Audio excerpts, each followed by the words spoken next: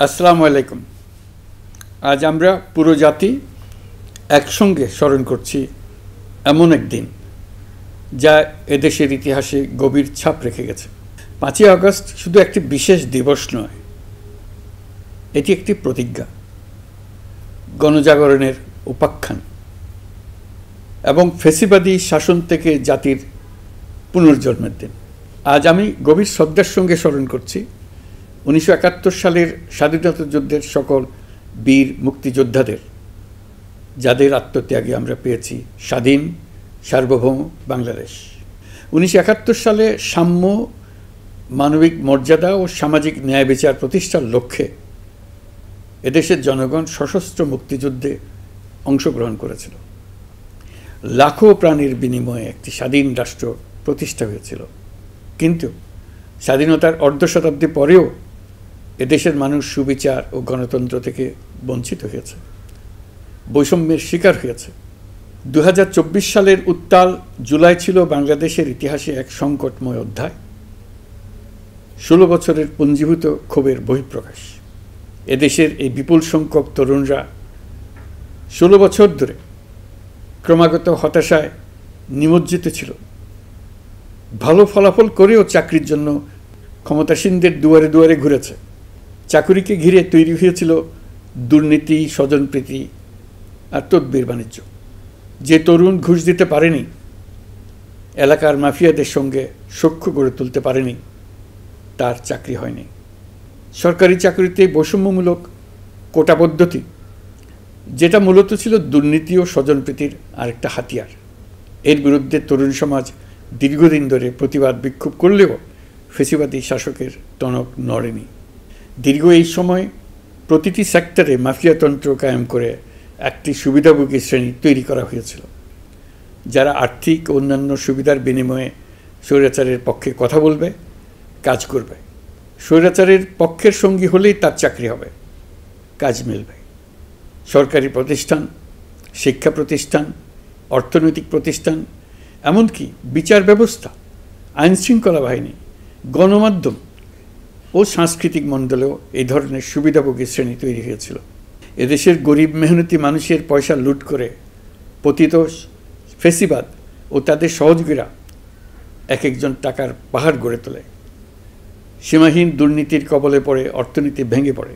এই দেড় যুগে প্রতিটি ন্যায্য দাবি, প্রতিবাদ, বিক্ষোভ চলাকালে পুলিশের পাশাপাশি দলীয় সন্ত্রাসীরা অস্ত্র হাতে আন্দোলনকারীদের পিটিয়েছে।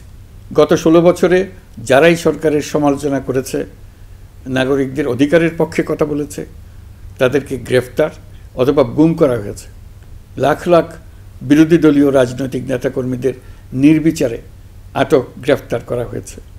এই ভয়াবহ পরিস্থিতিতে 24 জুলাইয়ে দেশের ছাত্র সমাজ, তরুণ প্রজন্ম, সাধারণ মানুষ সবাই একত্রিত হয় এক নতুন দিনের প্রত্যাশায়।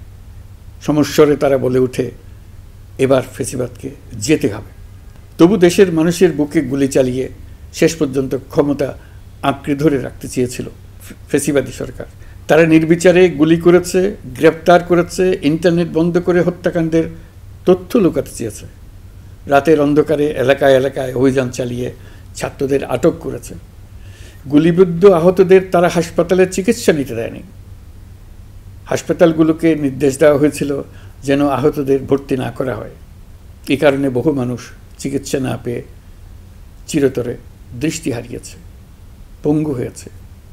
আজ জুলাই গণ অভ্যুত্থান দিবসে আমি জাতির সূর্য সন্তান জুলাই শহীদদের গভীর শ্রদ্ধার সঙ্গে স্মরণ করছি, তাদের আত্মার মাগফিরাত কামনা করছি।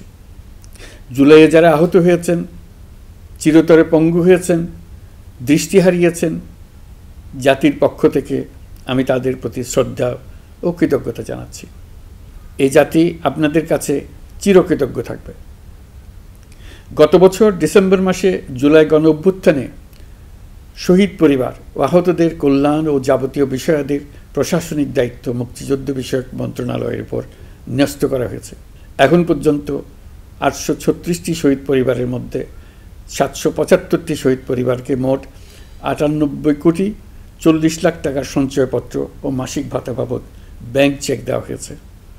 অবশিষ্ট যারা আছেন তাদেরও কয়েকটি বিষয় নিষ্পত্তি সাপেক্ষে সঞ্চয়পত্র দেওয়ার প্রক্রিয়া চলছে।